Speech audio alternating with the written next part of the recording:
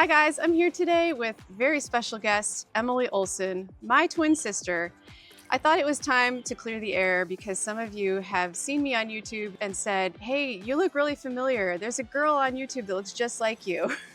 I get that sometimes too, actually. Yeah. A lot. But here's the thing, Emily is a watercolor artist and I'm an oil painter. And so today we're really excited to talk about our lives growing up as twins and how we've led very parallel journeys, but also very different. And so I'm excited to interview my sister today, and we're just gonna have a conversation style talk today.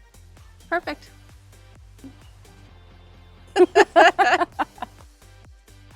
Should we say where we are right now? Because we don't actually own this property, this beautiful piece of land with the AstroTurf. Wait, we're not in Denver? We're in Charleston, South Carolina. I'm actually attending a Joseph Zbukvich workshop. He's the world's greatest watercolor artist, and I'm so lucky. And I'm so lucky to have Anna with me. She was actually tagging along because she has a portrait commission and was doing some photographs for it. So we're in this beautiful place, hanging out at our Airbnb and just having a conversation. Yeah. So I would love to talk about just how art played such an important role in our lives as kids and what it looked like growing up in a home where we had lots of siblings, but we were the twins, and so we always had each other. Yeah, we were our own little micro bubble, that's for sure. We didn't really need anyone else. We just needed each other. And in a lot of ways, it's still that way. Yeah, yeah. Maybe you guys have found someone who's like your person, that person that you can talk to about art or the things that you really relate to. And Emily and I have always been that for each other, and we don't take that for granted. It's really special. Not at all. Oh, and make sure to leave in the comments whether you've met twins or no twins and what your experience is with that, because we all have some twins in our life. I think most of us have at least encountered them, right? And it's really something cool. It is cool. Even for us, like we are twins, but whenever I see twins, I'm like, whoa. It's a novelty. It's just awesome. Absolutely. But yeah, growing up was something. We were homeschooled all the way through high school. And so what that did was kind of offer us a chance to have lots of free time to draw and explore through art and get into trouble that way. What kind of trouble? Do we want to share some stories? Vandalism around the house. I don't think our dad's ever going to forgive us. No. Actually, if you peel back the wallpaper in the painted walls in the upstairs where our bedrooms were, you will find etched forever in permanent ink on the 2x4s underneath the drywall some very elongated drawings of Mickey and Minnie Mouse. Yep. It's there forever until the house burns down anyway. Which that's not a big deal, but let's talk about the time you really made our dad mad. My dad had a vintage classic Willys Jeep with the plastic rear window. I guess so, yeah. I don't know what you call that. I took a screwdriver, I don't know how old I was, maybe 4 or 5. A screwdriver? And etched Minnie Mouse into that plastic window. See, childlike wonder, everything is a tool in the artist's hands. You can use it all. It's a wonder they didn't stop us there. Well, anyway, yeah, we were always drawing, weren't we? Constantly. I mean, it was like anything we could get our hands on. And it was, you know, my earliest memory was the drawings on the walls and on the floor while they were doing the construction in our room. And also we would sit in church and pass the time that way, drawing through the sermons. And anywhere we went, we brought paper and usually pencils. That's actually a fun question we like to ask when I go teach at a retreat or when we have get-togethers with artist friends. It's a fun conversation starter. So actually, in the comments right now, what's your first art memory? Go ahead and type that out. So we were pretty competitive as kids. And I think it reached a head probably in high school because that was around the time when our friends were the most important thing to us, you know, having those friendships. And we were competitive about who got the most attention for their drawing. Totally.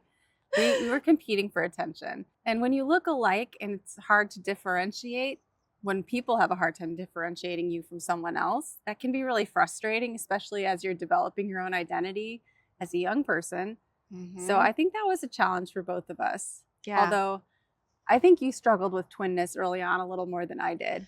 Yeah, the authenticity piece of that was a big deal to me. It was like I wanted to figure out who I was apart from my twin sister, and yet we were so linked growing up that I couldn't imagine life apart from you either. Right. And neither of us wanted to make any kind of drastic change, like dyeing our hair pink or something to make a huge difference. No. Although everyone joked, you should get a tattoo with an E on your forehead and you should get an A on your forehead. We're not friends with them anymore. No. Whoever suggested Worst that. idea ever. Yeah. But before you ask, and I know you're thinking this, we did not play pranks on other people. That was never our MO. So sorry to bust your bubble. Yeah, that is a question we get a lot. In college, I will say, there was the man in the lunch line who would scan our cards, you know, for the mess hall, not mess hall.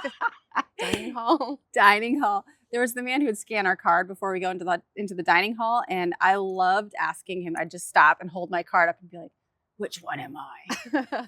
I forgot about that. It drove him nuts. Oh, yeah. He would just kind of smile and be like, uh-huh. So the other thing about growing up as twins was that everything was shared. And you could even give me an example of art that was commissioned when we were junior high or high school. Yeah. And because we were so competitive, if someone was going to commission one of us to do something, they had to commission both of us. I don't know that we made that clear, but it was like people just intuitively knew that about us. Yeah. That you can't hire one without the other. Right, right. And this happened in high school when we got our first kind of major summer job. We worked at a magic show, and I was the one who interviewed first. When the magician found out I had a twin sister and that we both did art, he said, "Oh, we're going to have so much fun. Both of you need to work for me. Come on."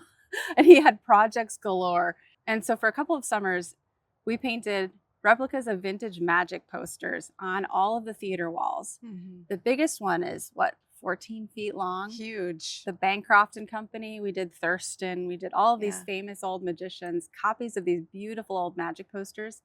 And what kind of paint did we use? I forget. It was just basic wall paint. Latex wall paint. We went to Home Depot. We picked it up and we had them a few primary colors, and then we would mix our colors in little plastic cups. Yep. And we painted them together. And that was the thing. You could never tell who painted what because our styles were so similar. Yeah. So to this day, if you go back and look at it, when we go back, I can't even remember what I painted versus what Anna painted. Yeah. It's impossible to pick out, which is really cool. I will drop a link in the comments where that Magic Theater is. So that if you're ever in the area, make sure you check it out. It's still there. They're still doing their show, and it's well worth the visit.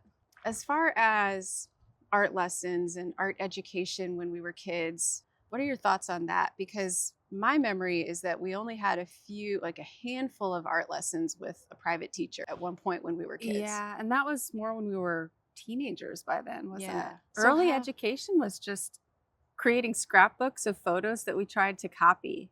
Honestly, we would rip out magazine pages and cut out pictures that looked interesting to us, and we had whole scrapbooks. This is like the old-fashioned version of Pinterest boards, right? Oh, yeah. We had Pinterest boards, but they were with glue sticks and paper pages. Pieces from magazines. And that entertained us for hours. And we'd go through those and look through them and constantly try to draw things from them. Drawing from life, we did a little bit. We would get our friends to pose for us. I don't think we ever drew each other from life, though, as kids. We may have tried it, but I think it was frustrating. It's still frustrating trying to paint each other. It's hard, let's face it.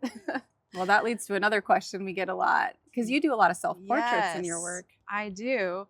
And I get asked all the time, isn't it like painting your sister? And I say, well, yes and no. So there are moments when you're doing a painting and you start to see someone else in it, like a family member. And I've even done commissions before where in the process of the painting, the client looked at it and they were like, oh, that looks like my aunt right now, or that looks like my mom. And I'm like, okay, we're getting closer. We're in the family. But when you're twins, the nuances are so subtle. And yet I can tell when I've made it look like me versus when I've made it look like you. Yeah. Well, the good news there is regardless of which one it looks like, you've got a likeness. Yeah, close enough. So we ended up going to Hillsdale College together, and we were roommates all the way through. And For better I or for think worse. what's really interesting about the college years was that that was when we started figuring out our own identities, because all the way growing up, we were so parallel in our journeys. We did everything the same. We were both doing colored pencil. You hadn't really started watercolor yet at that point. No, never. We had both dabbled in oil painting a little bit because our grandfather gave us some painting lessons. But other than that, we were just doing graphite and colored pencil pretty much exclusively. And then, of course, the magic show posters. That's right. So tell me a little bit about your college experience in the arts. So our dad had a strong influence on us. He kind of saw how we were wired, I guess. And he saw how we wanted to be somewhat individual, but also had the same interests, really.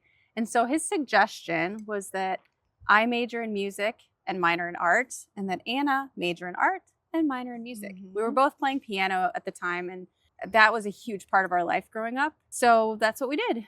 And I took a few classes. I took photography and sculpting and basic painting and figure sketching. And you were great at it. I loved it. I loved it. But both of those pursuits are highly time consuming, and you spend a lot of time alone. And I didn't really like that. So I was out playing with the boys. I was playing Frisbee on Friday afternoons, and I was playing ping pong and just hanging out with friends. And I had a lot of great social interactions throughout college. I didn't let the work get in the way of my fun. Whereas Anna was a lot more focused. And she knew from the beginning, like, what she wanted. I did. I really did know what I wanted from freshman year on. And if you watch some of my other talks about influences in my life freshman year, and Emily was there for this as well. We went on a field trip to Youngstown, Ohio, the Butler Institute of Art, and there was a retrospective show by Richard Schmid there. That was our freshman year. And it was such a pivotal moment for me. Because I looked at those paintings and I had never seen anything like them before, and I knew that's what I wanted to do. And sometimes I think, oh, I'm a little jealous how much fun Emily had in college. I also got my teeth knocked out by a Frisbee. That's true. So that's true. Too much fun. And that was the one moment in our twin life where I had a premonition that something bad was going to happen. I was walking past while she was playing, and I yelled out to her. I was like, Emily, I think you should get off the field. And then seconds later, she got nailed in the face with a Frisbee. So. Yep. Good thing there was a dentist open at 6 p.m. on a Friday. Anyway, yeah, I think I always knew. And yet we were both very, like you said, influenced by our father. And he really believed in keeping us together but separate in a way, so that we wouldn't be fighting over things all the time, because high school, we were so competitive. We were always fighting. And we never got physical or violent with it. It was more subtle and passive aggressive. It was psychological warfare. There was this one time I did a colored pencil drawing of some friends of ours. Oh, we're going there? Oh, yeah. And it turned out great. Total likeness. I was so proud of it. I found it next to my bedside with a tear in it. And I knew who did it. She fessed up. We had little brothers. I could have pitted it on them. Oh, well. Anyway, now that that's out for the internet to pick apart. If that's the worst that happened, it's really not that bad. So in college, we did take some classes together, which was pretty cool. But yeah, you were focused on your music, and you were an amazing musician. Was it senior year that you got to play a piano concerto, the Chopin concerto, with the orchestra because you won a competition? I think that was sophomore year, actually. Only sophomore year. Well, anyway, she was a phenomenal piano player, is a phenomenal piano player. And so we kind of went in those directions, and I didn't want to spend that much time in a practice room, but I was comfortable spending hours and hours in an art studio. And I didn't have to go to parties. I didn't need to play Frisbee with the boys. I probably didn't didn't spend nearly enough time having fun in college. And I yet, would agree with that, actually. and yet I don't regret it. I learned a lot. Yeah. Those were pivotal years. She was the first student at Hillsdale College to have a solo senior art show. It had always been joint shows or shared shows, and that was a pretty amazing thing. So making waves already. Hey, it's a lot of pressure to fill an entire gallery space. And then when you're a student and you're broke and you're buying mats and frames and glass and all this stuff, I was so lucky because I had several people that bought my work and I broke even. I remember just being so proud of that. Yeah, poor college students. We can't even afford art supplies or frames or anything. That's right. But tell me a little bit about your greatest art influences during your early years. Yeah, well, if you think about it, we grew up in rural Wisconsin, and our grandfather, of course, gave us some lessons, but there was not anything readily available. We had a few books that we would get out of the library, and that's how we started with colored pencil, actually. We had Ann Kullberg, and I forget the name of the other artist, but there were some artists that we emulated their styles in colored pencil. Learned how to burnish. Yeah, lots of colored pencil techniques. But we didn't know a whole lot about art history or what came before us. And so when we went to college, we had a professor named Sam Connect and another professor named Anthony Frudakis, and they were incredible at opening the entire world to us as far as art history and even contemporary artists as well. So Sam was instrumental in getting us to that field trip to see the Richard Schmid show. And he really saw I'm something so in thankful you for that. with your portraits, Yeah. especially. Yeah. He was such a good mentor. He was also my advisor too. We had the same college advisor, but he was just so helpful, so available, and just gave really great advice. He did. And early on, he exposed us to the wonders of John Singer Sargent. Yep. And I would say that Sargent has been probably one of my biggest influences because of that, and Richard Schmid also because of that early encounter with his work. And I still remember going to a museum with Professor Connect, and he was standing in front of a Sargent painting, and he just said, "Sargent was a god." Yeah, he truly was the first to instill in us the importance of looking at great art for the purpose of learning. We had no idea what was out there. So for me, though, that was how I ended up choosing oil painting. You know, I ditched the pencils. Even though I was taking drawing every single semester, I ditched the pencils and really, really started falling in love with the tactile, sensory nature of oil paint, and also how you can push it around for a long time before it dries and just manipulate. Can we also say no sharpening? Very true. I don't know about you all, but I hate sharpening pencils. Agreed. To this day, even when I do a sketch for a watercolor painting, I will only use mechanical pencils. Yeah. No sharpening. So tell me about your influences. What got you into watercolor? Well, earliest influence for watercolor was Steve Hanks. Our mom used to get these art catalogs or little flyers in the mail, just, you know, with beautiful art that was for sale in the format of signed prints. And I would look through these things, and Steve Hanks was a standout. Every time I saw his paintings, I just would stare at them and wonder, how did he do that? So he painted these quite realistic portraits of women and children, and I think I was also attracted to the subject matter. There were children playing musical instruments, and piano was such a big part of my life at the time. So I loved those paintings. And yeah, so seeing that early on, I would look at that and think, I could never do that. And so for years and years, I never even attempted watercolor, never even tried it. And after graduating college, I went full on music. I just taught piano for 10 years, and art was really just a hobby, and I would do one oil painting a year maybe.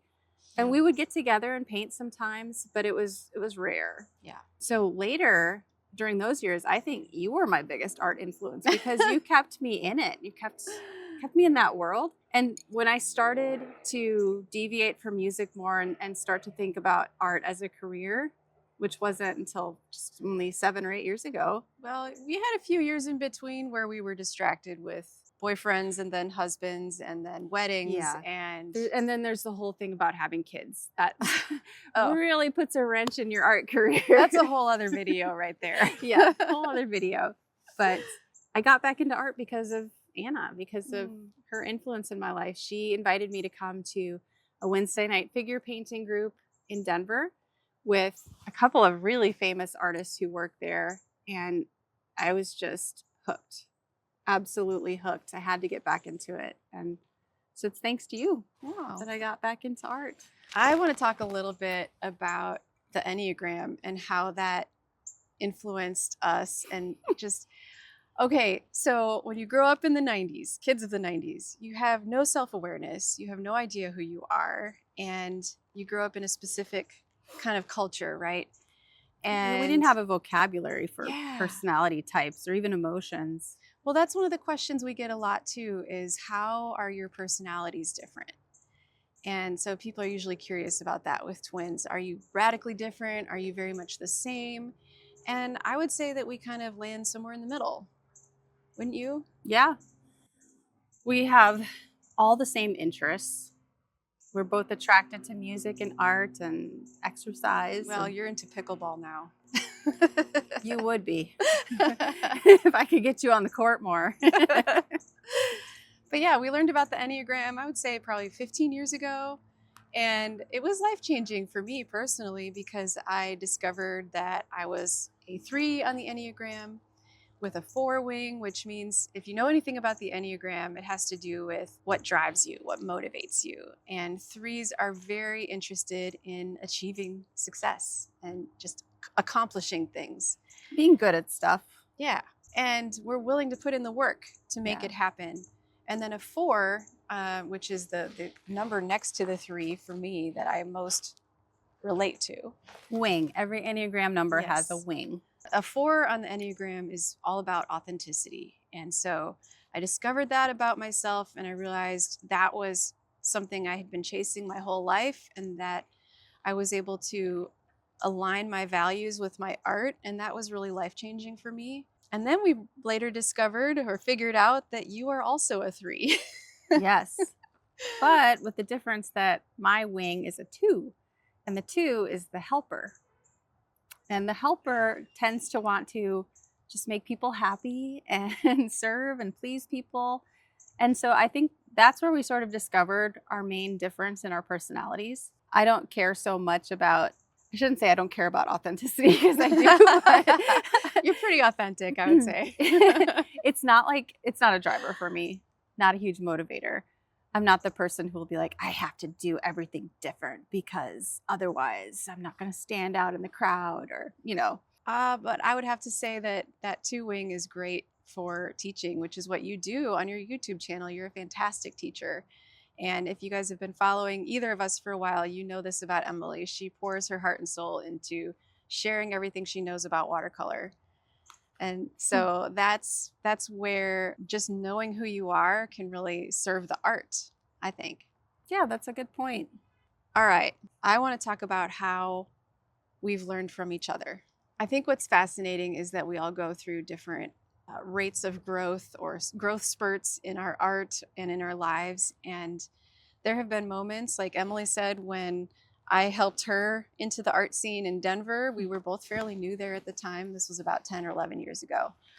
And then later on, after she broke into the YouTube world and started just achieving great success and great results with all of her hard work, she was teaching me about YouTube and how to reach an audience that way, an audience that maybe I never would have had otherwise. So I've learned so much about business practices and just being accessible in a way, because it's easy in the fine art world to be a little bit aloof, maybe to hold your cards close. Yeah. And I've learned that there's no point in doing that. You know, art is made for sharing. It's made for community and bringing us together. And so that's something that I've learned from Emily, and something that I think we have in common is that we both believe in the power of art for connection. Yeah. Wow. Yeah, I can't even count the ways that I've learned from Anna. I mean, not to mention just growing up together, inevitably influence each other in all the ways. You have an entire history together, and it's a beautiful thing. But to this day, I mean, her drive and her hard work ethic and just her excellence in everything she does continually inspire me and motivate me to do better, to be better. So I want to eventually paint bigger and do more ambitious portraits and things like that. And that's because Anna motivates me and inspires me. And I mean, that's a large part of it. So she's an amazing mom. She's an amazing wife. She's a domestic diva. For those of you who don't know this, there was one day I came to her house. I think it was for Thanksgiving, maybe.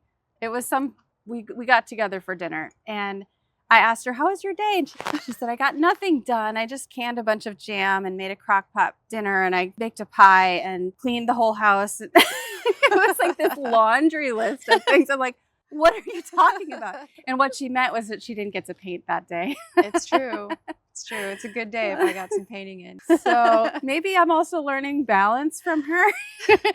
What not to do. No, I'm kidding. Who believes in balance anyway? Life's more interesting when you're completely out of balance.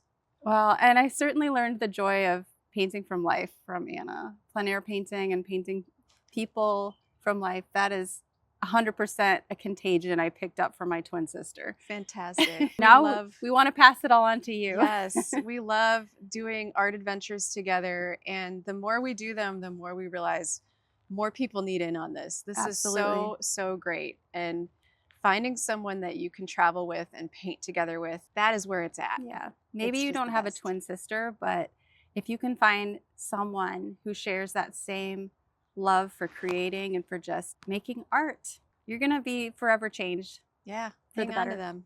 So tell me more about how you decided to take your watercolor that you just started, 7 or 8 years ago, and make an entire YouTube empire out of it. Well, there will be haters because some people think that if you haven't been teaching or painting for like 20 or 30 years, you have no business trying to teach it. However, I'm of the mindset that if you're trying to learn something and you're learning a little bit something new every single day, and you're just a couple steps ahead of those people that you're teaching, then you have every right to teach. And so that's why I'm here. I'm here on YouTube teaching what I'm learning as I'm learning it. And so it's not about me being this master who's like showing everyone how to paint with watercolors. That's not the case at all. It's about all of us learning together to master this fickle medium that we love because it's so beautiful. How did you move from originally doing oil painting like I was to deciding that watercolor was going to be your medium of choice and then taking that into the YouTube world? Well, I got my first watercolor set from you. Anna had won some amazing prize and had a gift card to an online store. And she said, hey, what do you want? And I said, I'll take these watercolors. And so she bought me some watercolors. And I was instantly hooked, was not good at it at first. My first painting was a disaster, very muddy. But from there, I just kept exploring. And I had really, really little kids at the time. So watercolor made sense to me because it was non-toxic. I could easily set it up at my kitchen table. I didn't have a studio. I was painting at the kitchen table, and I do have a couple paintings with handprints on them. You know, this happens to all of us moms. But it just made sense because it was so easy, so lightweight. You could rinse off your brushes with water.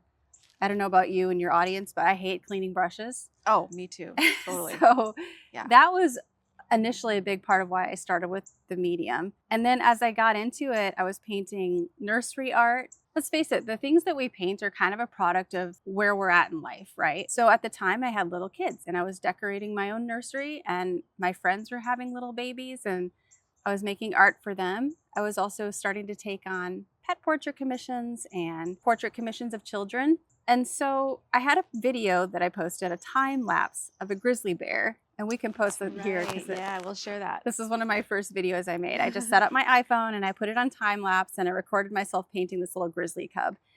Threw it up on Pinterest. Within a couple of months, it had 200,000 reshares. And nothing like that has ever happened to me. I was absolutely shocked. I was seeing comments from people asking, hey, do you teach this? How do I learn how to do this? And so that is what triggered the idea to start a channel and start to grow an online teaching business. And So you that's haven't where it all looked started. back. Yeah. That's amazing. And for me, it was always maybe hopefully someday being in a museum, although it was also very much a product of where I was at in my life. And so I was painting my friends and painting people I knew and then getting portrait commissions on the side. But yeah, I was always doing art from the moment we graduated college. That's what I was doing. As a side note, this should just be a friendly reminder to you to be totally 100% okay painting whatever speaks to you Absolutely. in your life. Don't ever let someone pressure you into trying something that you're not really interested in painting. We've had friends who are like, your paintings aren't dark enough or mysterious enough or whatever it is. Don't listen to those voices. You just paint what you want to paint. Yep. Yep. I totally agree with that. And having just concluded my first professional solo show, there were moments of doubt in the year that I painted for this show because galleries, as great as they can be, sometimes they'll try to prod you into a certain direction or push you in a certain way that they think is going to be more marketable. And something that Emily and I both really feel strongly about is that you should paint what you're passionate about, because even if you're not an artist, you can tell when somebody's painted something and it's forced 100% agree. or it was with the hope that it would sell. Yeah. So, And they can tell when it was painted with joy. yes. Yeah. That said, I think in your world of more traditional gallery painting, commission portraits, it has to be a lot harder to be true to that authentic self, isn't it? Yeah. Whereas in the YouTube world, I can do whatever the heck I want. That's why I did my solo show. I was like, I've been waiting so long to paint these paintings, and that's what I did. Commissions are great though. They are guaranteed income and you get to collaborate with people, and you're not just sitting in your studio drumming up ideas. You're out there talking to people, finding out what they want, and making that creative vision come to life. And there's something really satisfying about that as well. Very true. And YouTube can be a little lonely that way. You know, I'm just staring at a camera and in my little studio working all by myself. Although if you've seen her latest video, she's been collaborating with some other YouTubers. So yeah, again, it just comes back to connection. And while Emily and I have been lucky enough to have each other our whole lives as built-in best friends and people we can honestly critique each other's work and honestly say what we feel and say what we mean, I really think that if you're an artist and you're working today, and whether you do something professionally or just for fun, finding someone that can honestly look at your work and give you good feedback, that is such a great thing to have. All right, speed round. You ready? Go. All right, favorite art supply that you couldn't live without? Watercolor. A brush. A pencil. That's hard. Yeah, that is hard. That is hard Actually. because you have to have all the things. Also, to you have make to have art. paper. Yeah, yeah. Who is one artist you've been dying to meet, dead or alive? Who would it be? Ooh. Well, I just got to meet Joseph Zbukvich and so happy I did. He's amazing. I am so lucky I've gotten to meet as many artists as I have. So I would have to go with a dead artist. 3, 2, 1, go. Leonardo da Vinci. Oh, that's a good one. Oh, for me, yeah, I'm in the same boat. I've met some really great artists. I'm very lucky that way. Dead artist. John Singer Sargent. Yeah. Can't help it.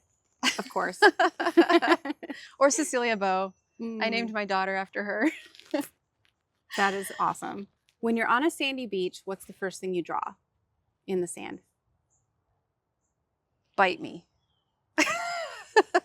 Jeez. Just I was kidding. going to say a heart. And that's the difference between you and me right there. Folks, there is such a thing as an evil twin. Oh. Yeah, there is actually. For years, I had her convinced that she was the evil twin. See? Who paints faster? You. You. Well, watercolor and oil, very different. If I was to paint in oils, it would take me 6 times as long. We'll say that. If I was to paint in watercolors, it would take me 6 attempts to get one brush stroke that I liked. 6 brand new paintings. Yeah, you have to just trash it and start over. Throwing them That's the away every difference. time. I'm going to go through a lot of paper. So have you tried watercolor yet? I have. We didn't film this, but you gave me a lesson a couple months ago, and it was very eye-opening. I have so much more respect for what you do now because I wish I had photo evidence. I know. I wish you had kept that painting because that was a masterpiece in Were its we own going to right. call it a painting? Yeah, Not an abomination? the word choice.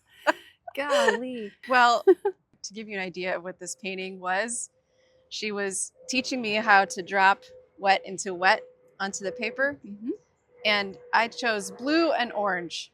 Which those are actually really good colors together. Great complementary colors. However, my painting ended up looking like mold spores in a petri dish.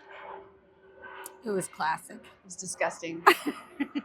If you were to try oil painting now, what subject matter would you choose to work back into that medium because it's been so long? Probably the figurative. Nice. And also plein air. Honestly, I loved oil painting, and I hope I'm not done with it. I'd like to come back to it. You have plenty of time. What's your favorite beverage when you're painting? Coffee. Lattes. And have you dipped your paintbrush in your coffee cup? Yes. Have you? Oh yeah, multiple times. Have you drunk out of it though? Well, at least it's only water for you. First art sale. I think I was 14, and it was a dual commission. We had someone commission us to sketch their hunting dogs with pheasants, and we each got one, and I was so proud of that. Colored pencil. Yep. Good old colored pencil. Back to our roots. Favorite part of your career so far? Oh, my favorite part of my career so far has been meeting people in person who've taken my online classes and have just grown as artists and benefited from those. I feel so just honored to be a part of their journey, and that they would take the time to watch my videos and learn from them it's so heartwarming to me. Makes me feel like everything I'm doing is worth it when I know I'm helping someone out there. 100%. This was such a fun idea. Thank you for inviting me to just sit down and have a conversation. It was like just really fun going down memory lane and talking about our history together, and I enjoyed this so much. Yeah, me too. And I look forward to having more conversations in the future, maybe some collaborative videos. We'll see what happens. In the meantime, I hope you guys will drop your questions in the comments below. Emily and I will both be on there answering your questions. Anything twin related or art related, go ahead and fire away. We look forward to hearing from you guys. Signing off.